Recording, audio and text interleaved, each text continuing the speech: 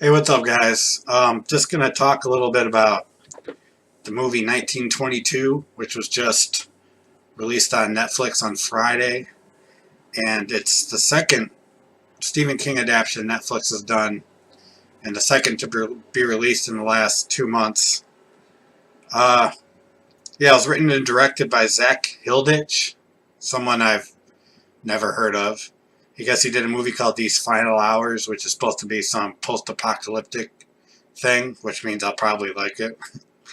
And it's based on the novella of the same name, 1922, by Stephen King, from the book Full Dark, No Stars.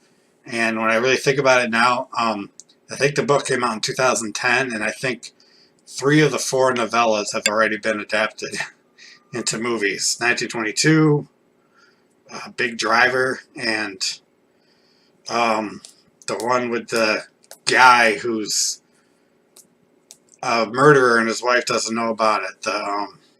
A Good Marriage.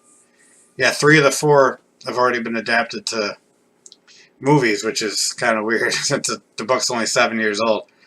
But yeah, I'll get into who's in this movie. Thomas Jane, who you might know from another Stephen King adaptation, a really good one called The Mist. And he used to play the Punisher in the movies. Those movies aren't very good, but he's not bad at them. Thomas Jane is a pretty cool actor, I think. He was in a show called Hung on HBO. He's done other stuff too. Isn't coming to mind right now, but he plays Wilfred James, who's the main character in the story, I would say. Dylan Schmid plays his son Henry, and Molly Parker, who you might know from Deadwood, House of Cards, Goliath, the show on Amazon with Billy Bob Thornton that I like a lot. Plays his wife Arlette. I've never been something about Molly Parker. She always plays roles of somebody that I dislike, and I saw that she was playing this role in this movie, and I was like, "Oh, that makes perfect sense." Someone I'm not gonna like. I like all these shows she's on, but I never like her characters. Yeah. So Neil McDonough plays Harkin Cottery, Harlan Cottery, and he's been in shows like Justified, which is a really great show. If you haven't seen it, watch it. Arrow on the CW. He's also crossed over into like Legends of Tomorrow on CW and probably other stuff too. I watch those shows, but I need to catch up on them. And that's basically the cast. There's a sheriff.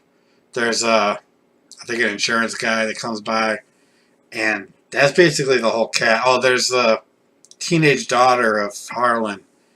But I mean, there's not a lot of cast in this movie, and it's mostly kind of like Gerald's Game. It's mostly in one.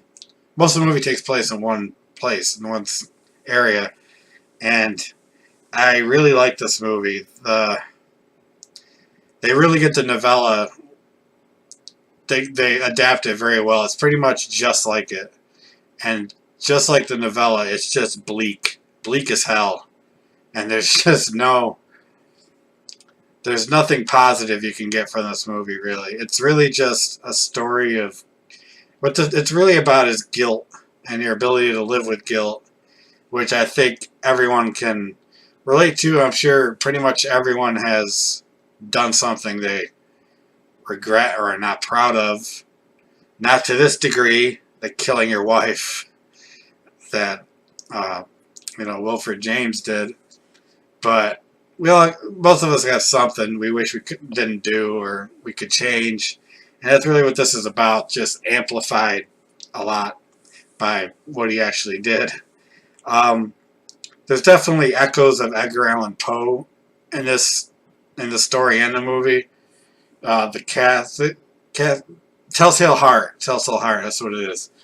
You kill somebody and he keeps hearing the heartbeat and everywhere, and it's kind of like that with the rats in this, and it's just really good movie. And I'm so happy with these Netflix adaptations of these Stephen King stories, and it makes me hope that maybe they'll get the Dark Tower series.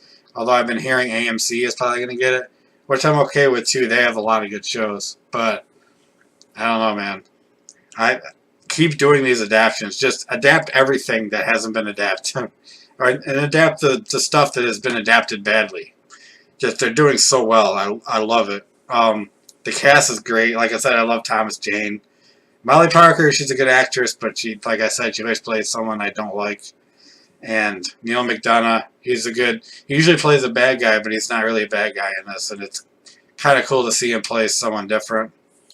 Uh, for you Faith No More fans out there, Mike Patton does the score for this movie, which is really cool. I'm a huge Mike Patton fan, from Faith No More and Mr. Bungle and Tomahawk and Phanomas and everything he does.